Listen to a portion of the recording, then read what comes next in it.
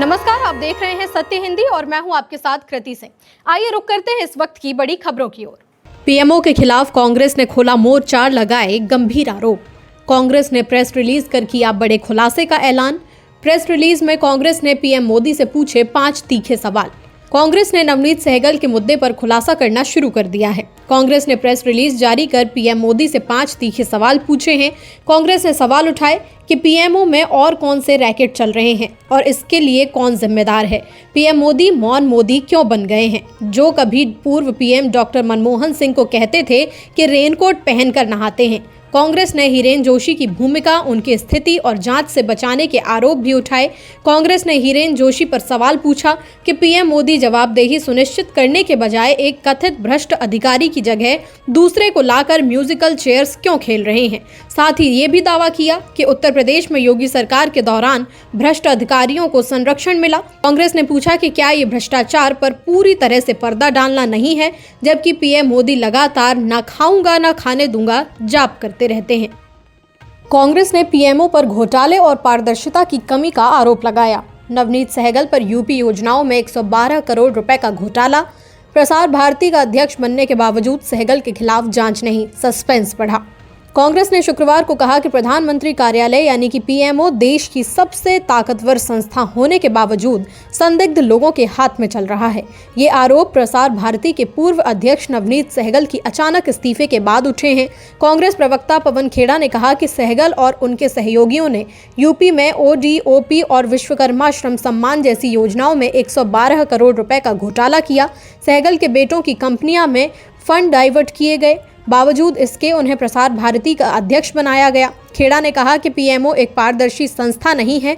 देश के पीएमओ में क्या चल रहा है, पीएमओ से चलने वाले ऐप में किसकी कितनी हिस्सेदारी है, इस ऐप में किसके परिवार के लोग शामिल हैं, बॉलीवुड और देश विदेश के कितने उद्योगपति इसमें शामिल हैं। जल्द ही हम इसका खुलासा करने वाले हैं। माल्या ललित मोदी के वीडियो पर विदेश मंत्रालय की प्रतिक्रिया। सरकार बोली भगोड़ों को लाने के लिए प्रतिबद्ध। लंदन पार्टी का वीडियो सोशल मीडिया पर वायरल। शराब कारोबारी विजय माल्या और आईपीएल के पूर्व कमिश्नर ललित मोदी के वायरल वीडियो पर भारत सरकार ने सख्त रुख दिखाया है। विदेश मंत्रालय के प्रवक्ता रणधीर जायसवाल ने कहा कि भारत सरकार देश से फरार सभी भगोड़ों को वापस लाने के लिए पूरी तरह प्रतिबद्ध है।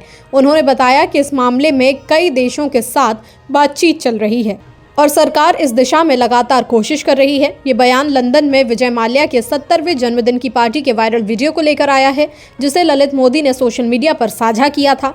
वीडियो में दोनों खुद को भारत के सबसे बड़े भगोड़े बताते नजर आ रहे हैं, जिस पर देश में राजनीतिक और सोशल मीडिया पर तीखी प्रतिक्रिया देखने के लिए मिल रही है। सीरिया में जुम्मे की नमाज के दौरान मस्जिद में जोरदार धमाका। धमाके में अब तक 8 लोगों की मौत, 20 घायल।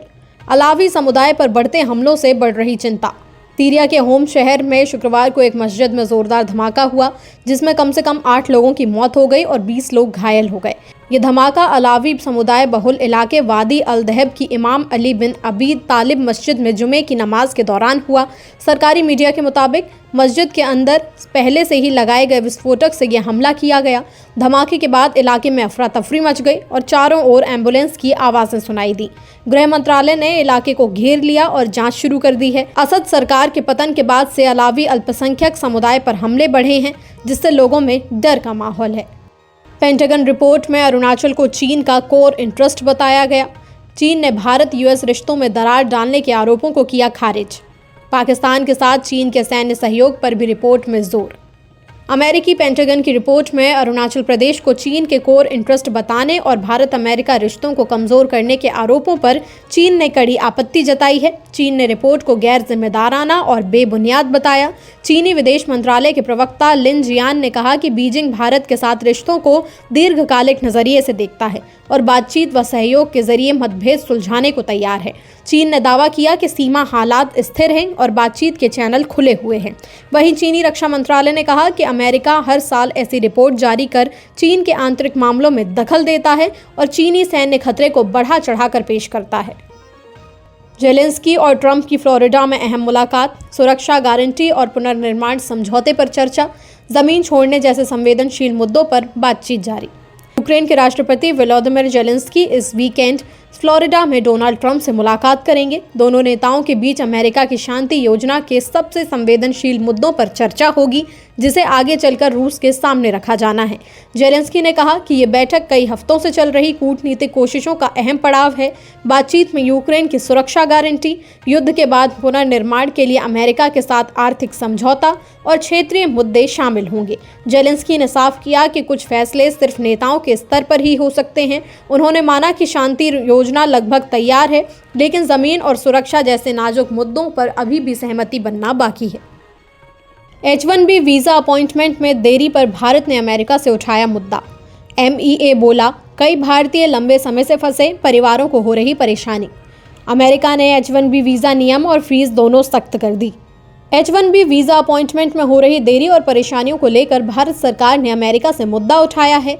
विदेश मंत्रालय के प्रवक्ता रणधीर जायसवाल ने कहा कि इस समस्या को लेकर भारतीय अधिकारी अमेरिकी पक्ष के साथ लगातार संपर्क में हैं। उन्होंने बताया कि अपॉइंटमेंट शेड्यूल और रीशेड्यूल ना हो पाने की वजह से कई भारतीय लंबे समय से फंसे हुए हैं, जिससे उनके परिवार और बच्चों की पढ़ाई तक प्रभावित हो रही है।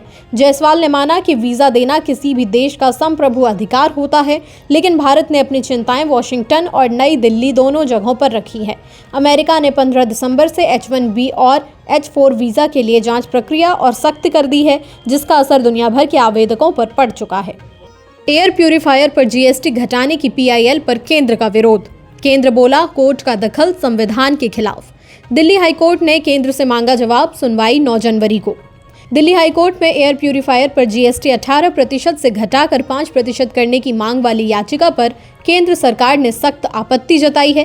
केंद्र की ओर से पेश अतिरिक्त सॉलिसिटर जनरल N वेंकटरमन ने कहा कि अगर कोर्ट इस मामले में कोई आदेश देती है तो ये विधायिका के अधिकार क्षेत्र में दखल होगा और संविधान के शक्ति पृथक्करण के सिद्धांत का उल्लंघन होगा। उन्होंने कहा कि GST से जुड़े फैसले GST काउंसिल की तय प्रक्रिया से होते हैं, जिन्हें कोर्ट के जरिए नहीं बदला जा सकता। हालांकि कोर्ट ने कहा कि दिल्ली की खराब हवा को देखते हुए आम लोगों के लिए एयर प्यूरिफायर सस्ते होने चाहिए। फिलहाल कोर्ट ने केंद्र को जवाब दाखिल करने के लिए 10 दिन का समय दिया है। अगली सुनवाई 9 जनवरी को होगी। मुंबई कांग्रेस ने BMC को बताया भ्रष्ट महायुति कॉरपोरेशन। सड़कों, पानी और ट्रैफिक व्यवस्था पर उठाए गंभीर सवाल। 15 जनवरी को होने वाले नगर निगम चुनाव पर सबकी नजर। मुंबई कांग्रेस ने शुक्रवार को BMC के खिलाफ एक चार्जशीट जारी करते हुए उस पर बड़े पैमाने पर भ्रष्टाचार, प्रशासनिक नाकामी और पैसों के गलत इस्तेमाल के आरोप लगाए। मुंबई कांग्रेस अध्यक्ष वर्षा गायकवाड़ ने कहा कि एशिया की सबसे बड़ी नगर निगम होने के बावजूद BMC पिछले 3 साल से ज्यादा समय से बिना चुनी हुई बॉडी के चल रही है, जिससे पारदर्शिता और जवाबदेही पूरी तरह खत्म हो गई है। चार्जशीट में टेंडर प्रक्रिया, विकास कार्यों और सार्वजनिक धन के खर्च में गड़बड़ियों का जिक्र किया गया है। उन्होंने कहा कि सड़कों की हालत खराब है, पानी और ड्रेनेज की दिक्कतें हैं और चुनिंदा ठेकेदारों को फायदा पहुंचाया जा रहा है। कांग्रेस ने इन आरोपों को स्वतंत्र जांच करने की मांग की है। पुणे एमकॉर्प चुनाव से पहले NCP की 2 गुटों में हलचल। अजीत पवार की अलग चुनाव रणनीति और घड़ी चिन्ह की वापसी चर्चा में। शरद पवार फिलहाल MVA में कांग्रेस और ठाकरे के साथ, राज ठाकरे से दूरी। महाराष्ट्र में शरद पवार और अजीत पवार की NCP के 2 गुट चुनाव से पहले सियासी हलचल में हैं। पुणे म्यूनिसिपल कॉरपोरेशन के लिए सीट शेयरिंग की बातचीत लगभग खत्म हो गई है।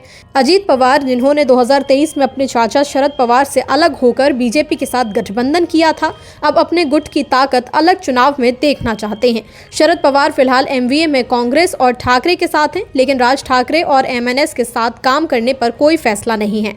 अजीत पवार का घड़ी चिन्ह वापसी का संकेत भी चर्चा में है, जिससे दोनों गुटों के फिर से मिल जाने की अटकलें बढ़ चुकी हैं।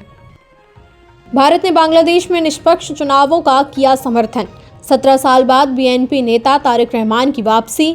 12 फरवरी को बांग्लादेश में होंगे आम चुनाव, अवामी लीग पर होगी रोक। बांग्लादेश में अगले साल होने वाले आम चुनाव को लेकर भारत सरकार ने अपनी प्रतिक्रिया दी है। ये बयान ऐसे वक्त में आया है जब भारत और बांग्लादेश के रिश्तों में कुछ तनाव देखने को मिल रहा है। विदेश मंत्रालय के प्रवक्ता रणधीर जायसवाल ने मीडिया के सवालों के जवाब में कहा कि भारत बांग्लादेश में स्वतंत्र और निष्पक्ष चुनावों का समर्थन करता है। उन्होंने साफ कहा कि पूरे घटनाक्रम को इसी नजरिए से देखा जाना चाहिए। ये बयान BNP के कार्यकारी अध्यक्ष तारिक रहमान की 17 साल बाद बांग्लादेश वापसी को लेकर पूछे गए सवाल पर आया। बांग्लादेश में 12 फरवरी को आम चुनाव होने हैं। खास बात यह है कि इस चुनाव में अवामी लीग को चुनाव लड़ने से रोक दिया गया है, जिससे सियासी माहौल काफी गरमाया हुआ है। तिरुवनंतपुरम में 45 साल बाद CPM की हार, BJP का मेयर। वीवी राजेश को 51 वोट, निर्दलियों का मिला समर्थन। पीएम मोदी बोले, बीजेपी कार्यकर्ताओं की मेहनत का नतीजा। केरल की राजधानी तिरुवनंतपुरम में शुक्रवार को बीजेपी नेता वीवी राजेश ने मेयर पद की शपथ ली। ये बीजेपी के लिए ऐतिहासिक पल है क्योंकि 45 साल बाद सीपीएम का कब्जा नगर निगम से खत्म हुआ है। मेयर बनने के बाद राजेश ने कहा कि वे सभी को साथ लेकर चलेंगे और शहर के सभी 101 वार्डों में बराबर विकास होगा। 100 सदस्यीय सदन में राजेश को 51 वोट मिले, जबकि सीपीएम और कांग्रेस उम्मीदवार पीछे रह गए। ये जीत बीजेपी को निर्दलीय पार्षदों के समर्थन से मिली। बीजेपी नेता राजीव चंद्रशेखर ने आरोप लगाया कि सीपीएम और कांग्रेस ने शहर को भ्रष्टाचार में डुबो दिया। पीएम मोदी ने इसे बीजेपी के लिए ऐतिहासिक मोड़ बताया। कुलदीप सेंगर की सजा निलंबित होने पर हाईकोर्ट के बाहर प्रदर्शन। पीड़िता की मां बोली, फैसले से टूट गया भरोसा। सेंगर को सख्त शर्तों पर बेल, दूसरे केस में जेल में रहेगा। उन्नाव रेप केस मामले में दोषी और पूर्व बीजेपी विधायक कुलदीप सिंह सेंगर की सजा निलंबित होने के बाद शुक्रवार को दिल्ली हाईकोर्ट के बाहर जोरदार प्रदर्शन हुआ। इस प्रदर्शन में उन्नाव रेप पीड़िता की मां, महिला अधिकार कार्यकर्ता और कई सामाजिक संगठन शामिल हुए। प्रदर्शनकारी हाथों में तख्तियां लेकर बलात्कारियों को संरक्षण देना बंद करो जैसे नारे लगा रहे थे। पीड़िता की मां ने कहा कि उनकी बेटी ने बहुत दर्द और तकलीफ झेली है और इस फैसले से उनका भरोसा टूट गया है। उन्होंने कहा कि पहले न्याय मिला था, लेकिन अब आरोपी को बेल दे दी गई। उन्होंने साफ कहा कि वो सुप्रीम कोर्ट जाएंगी क्योंकि उन्हें वहां न्याय की उम्मीद है। हालांकि कोर्ट ने सेंगर को पीड़िता के घर से 5 किलोमीटर दूर रहने और धमकी ना देने की शर्त पर बेल दी है, लेकिन पीड़िता के पिता की हिरासत में मौत के मामले में सजा होने के कारण वो फिलहाल जेल में ही रहेगा। फिलहाल के लिए इतना ही। देश दुनिया की बड़ी खबरों के लिए देखते रहिए सत्य हिंदी।